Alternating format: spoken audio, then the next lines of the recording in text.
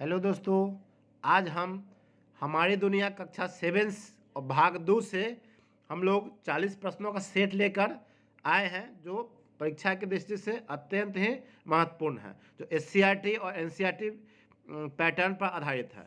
तो चलिए हम लोग वीडियो प्रारंभ करते हैं। पृथ्वी के सबसे ऊपरी हिस्सों को क्या कहते हैं? तो दोस्तों, पृथ्वी के सबसे ऊपरी हिस्सों को हम लोग सियाल कहते हैं। सियाल का अर्थ हो गया एसआई से सिलिका हो गया और एल से अल्मोनियम हो गया। ठीक है, तो सिलिका और अल्मोनियम की इसमें प्रधानता होती है। ठीक है, सिलिका हो गया, रेत हो गया, अल्मोनियम जान ही रहे हैं। चलिए दूसरा सवाल, पृथ्वी के बीच वाले भाग को क्या कहते हैं?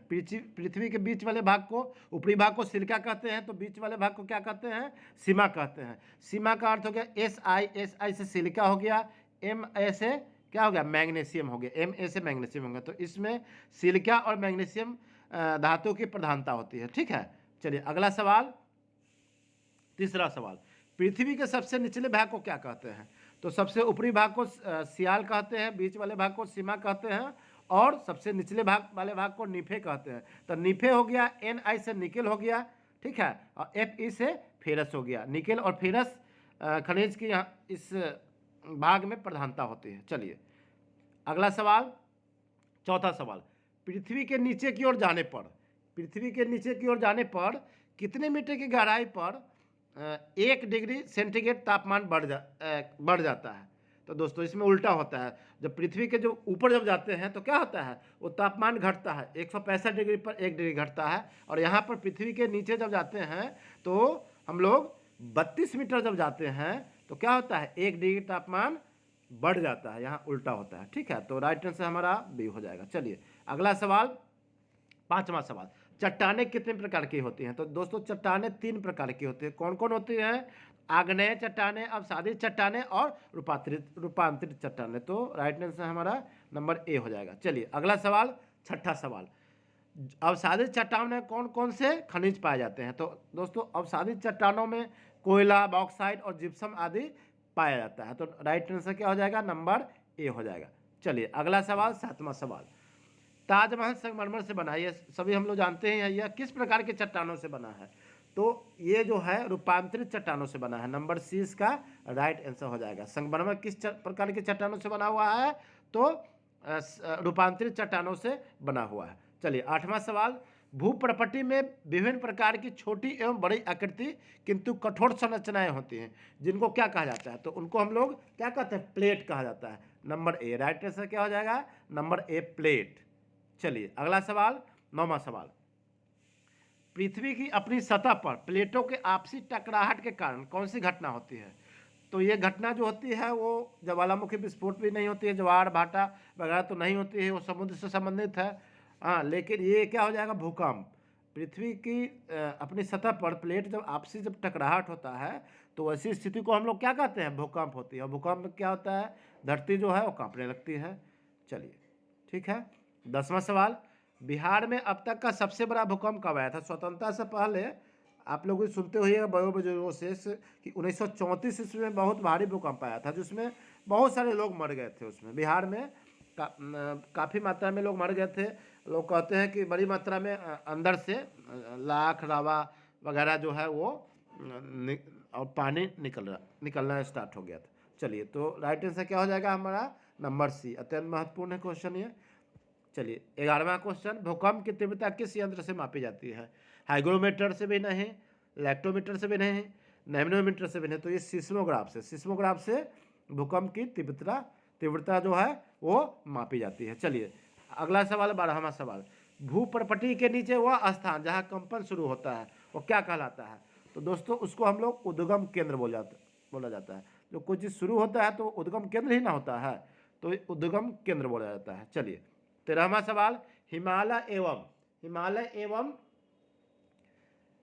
रॉकी पर्वत किस प्रकार के पर्वत का उदाहरण है? तो ये दोस्तों बलित पर्वत का उदाहरण। नंबर ए जो है राइट आंसर हमारा हो जाएगा। चलिए 14वां सवाल, यूरोप का ब्लैक फॉरेस्ट और भारत का सतपुरा पहाड़ किस प्रकार के पर्वत का उदाहरण है?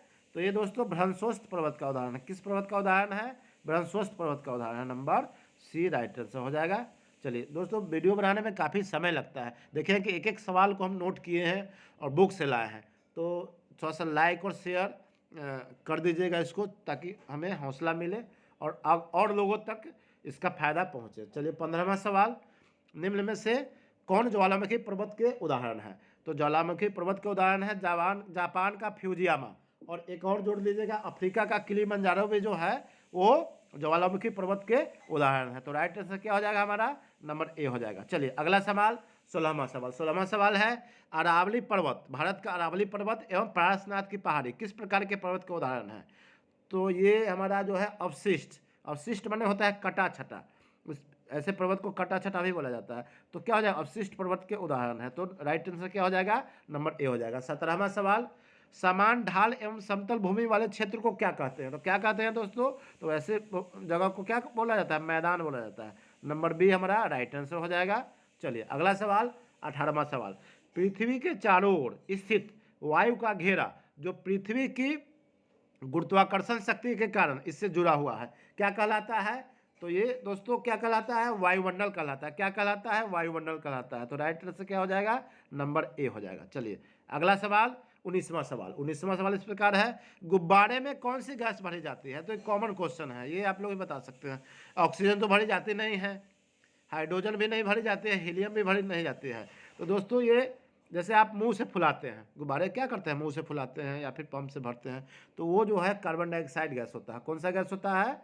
कार्बन डाइऑक्साइड गैस होता है। ठीक है, चलिए तो राइट आंसर क्या हो जाएगा? नंबर बी हो जाएगा। और देखिए ये अगला क्वेश्चन है, ध्यान दीजिएगा इस क्वेश्चन पर, गैस वाले गुब्बारे में कौन सी गैसें भर जाती है?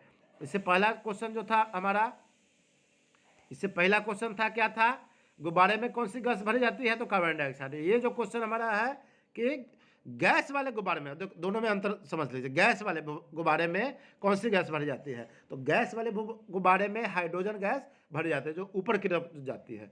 उसको भर देंगे तो क्या होता है? ऊपर की तरफ वो जाने लगता है। तो राइट आंसर क्या हो जाएगा? नंबर ए हो जाएगा। चलिए 21वां सवाल इस प्रकार है, वायुमंडल में नाइट्रोजन, ऑक्सीजन, आर्गन एवं कार्बन डाइऑक्साइड की मात्रा कितनी होती है? तो कितनी होती है दोस्तों?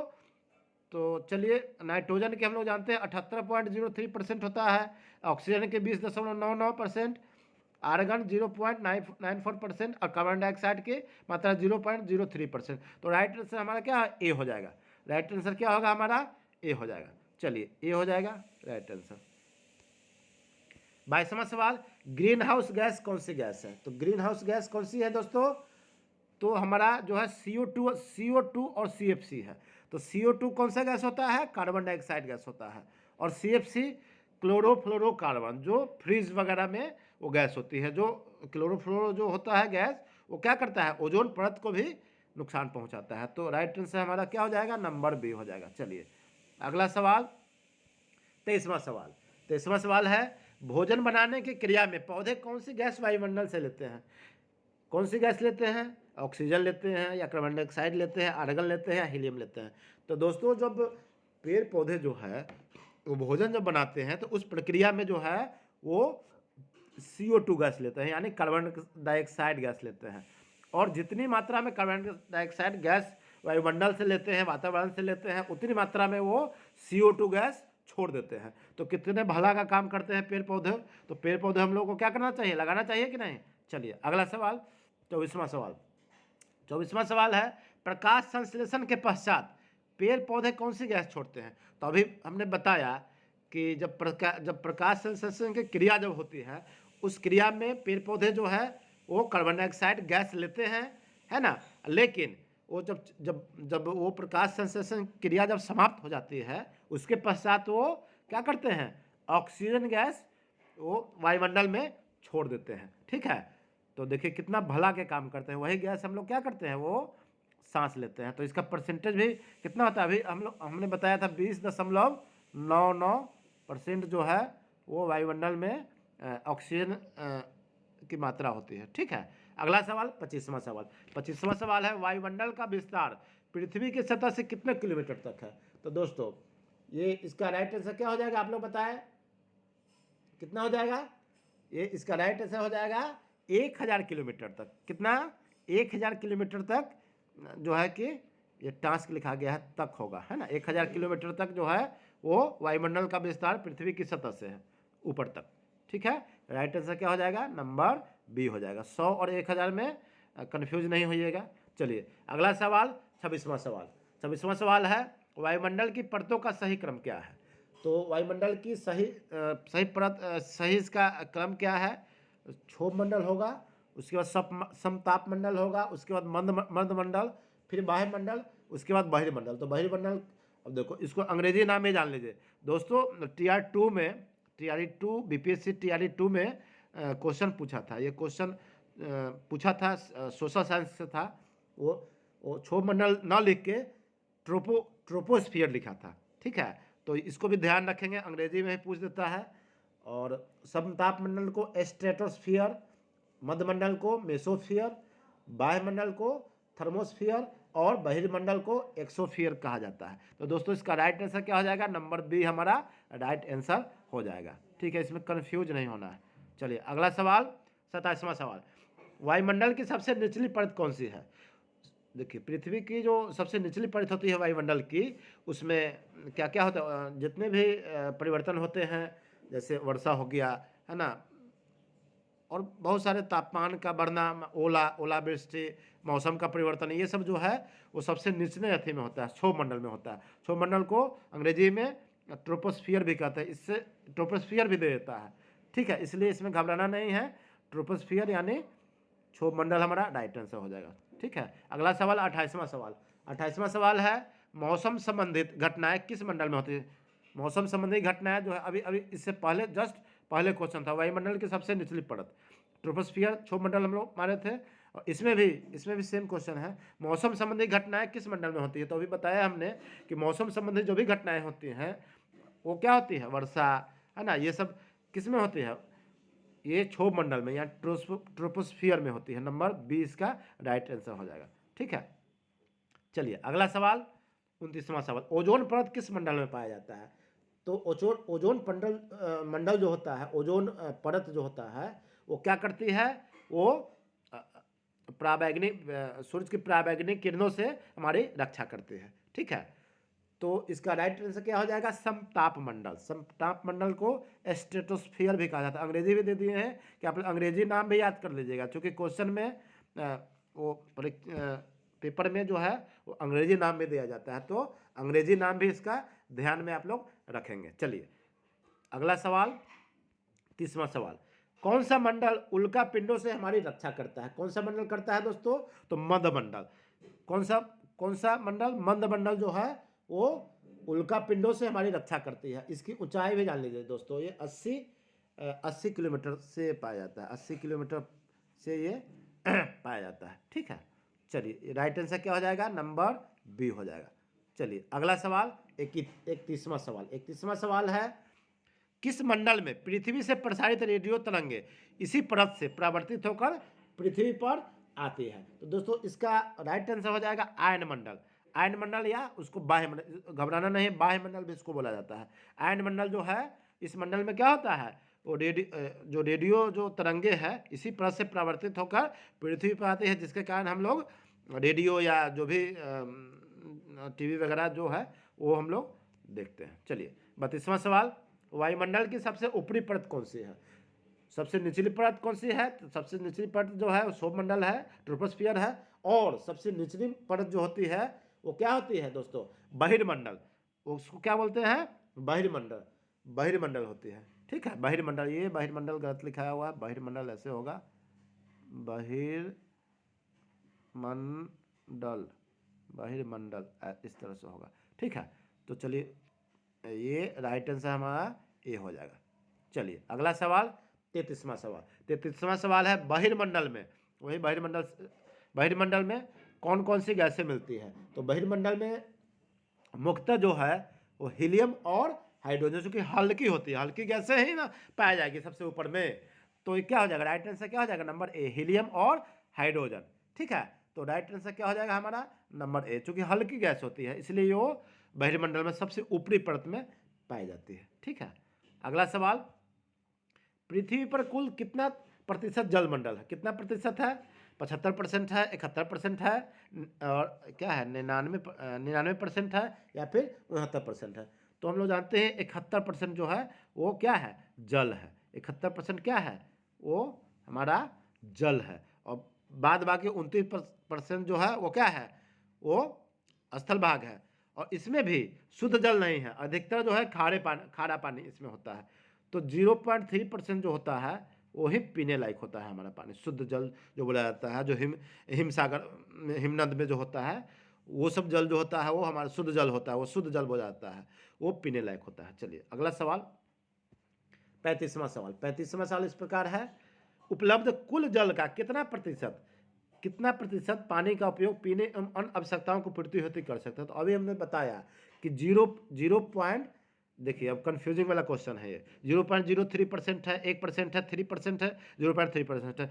ऑप्शन हमने दिया है इसीलिए कि आप लोग इसको घबरा नहीं, बल्कि इसको अच्छे से करें और विकल्प पर भी ध्यान दें। विकल्प में होता है 0.03% है, लेकिन इसका राइट आंसर क्या हो जाएगा, नंबर डी हो जाएगा। ऐसा नहीं कि हुलबुलाहट में आप लोग ये ए मार दीजिए, ए नहीं होगा दोस्तों, है ना। ये हमारा राइट आंसर हो जाएगा, हर हाल में हमारा ये डी होगा। 0.3% जो होता है उपलब्ध जल का, जो पीने के काम में आता है। अभी हमने पिछला क्वेश्चन में ही इसको क्लियर किया था, ये इतना परसेंट जो शुद्ध जल होता है, ठीक है, यो हिमनद वगैरह से प्राप्त होता है। चलिए बाद बाकी जो है वो खारा पानी वगैरह होता है। चलिए इसका राइट आंसर क्या हो जाएगा, डी हो जाएगा, ये नहीं मानेंगे इसको। चलिए ध्यान देंगे। 36वां सवाल इस प्रकार है, जल संरक्षण दिवस किस तिथि को मनाया जाता है। कमेंट कीजिए दोस्तों। तो जल संरक्षण दिवस जो है वो 22 मार्च को मनाया जाता है। कब मनाया जाता है, 22 मार्च। अत्यंत महत्वपूर्ण क्वेश्चन है ये, बार बार परीक्षा में पूछा जाता है। चलिए 37वां सवाल, विश्व में किस महासागर में जल की लवणता सर्वाधिक है। तो किस महासागर में है, तो हमारा अटलांटिक महासागर में जो है वो लवणता सर्वाधिक है। लवणता सर्वाधिक है मतलब सबसे ज़्यादा लवण उसमें पाया जाता है कि नहीं। तो राइट आंसर क्या हो जाएगा, नंबर बी हो जाएगा, ठीक है। चलिए अगला सवाल, 38वां सवाल, भारत में सर्वाधिक लवणता वाली झील कौन सा। भारत की बात आ रही है और उसमें भी झील पूछ रहा है, तो कौन सी झील है, तो निश्चित रूप से हमारा ये सांभर झील है, जो राजस्थान में है। कौन सा झील है, सांभर झील है। कौन सा झील है, सांभर झील है, जो कि राजस्थान में है। उस झील में क्या होती है, लवणता जो है, लवण की मात्रा जो है वो ज़्यादा होती है। राजस्थान में सांभर झील है, उसमें लवणता जो है सर्वाधिक होती है, ठीक है। ये भारत से क्वेश्चन हो गया। 39वां नंबर सवाल है, समुद्र जल में औसतन 1 kg जल में लगभग कितना ग्राम नमक घुली होती है। तो ये 35 ग्राम होती है। कितना ग्राम होती है, 35 ग्राम जो होती है वो नमक घुली होती है। कितनी, 35 ग्राम नमक घुली होती है 1 kg में। चलिए अगला सवाल, 40वां सवाल, और इस सेशन का अंतिम सवाल भी है। चलिए, बिहार का कांवड़ झील और बरेला झील कहाँ है। तो सबसे पहले दोस्तों कांवड़ झील कहाँ है। कांवड़ झील हम लोग जानते हैं बेगूसराय में, पश्चिमी बिहार भी यहाँ पर है, ये बेगूसराय में। चलिए तो इसका राइट आंसर कीजिए। राइट आंसर इसका हो जाएगा 40 का, कांवड़ झील कहाँ पर है, बेगूसराय में है। और बरेला झील कहाँ है, ये वैशाली में है। तो राइट आंसर क्या हो जाएगा, हमारा बी हो जाएगा। चलिए दोस्तों, इस तरह से हम लोगों ने कक्षा 7 की हमारी दुनिया भाग 2 से 40 अति महत्वपूर्ण भूगोल या सामाजिक विज्ञान से प्रश्नों को देखा। वीडियो कैसा लगा, वीडियो के अंत तक बने रहिएगा और लाइक कमेंट सब्सक्राइब कीजिएगा। अगर चैनल पर नए हैं तो बेल आइकन दबाना ना भूलिएगा और कमेंट वगैरह कीजिएगा क्या कमियां हैं, क्योंकि हम भी आप ही की तरह टीचर हैं, नियोजित टीचर हैं। तो जो भी कमियां हैं वो बताएंगे तो आगे हम क्या करेंगे, उसको सुधार करेंगे। तो दोस्तों आज के लिए इतना ही काफ़ी है। नमस्कार।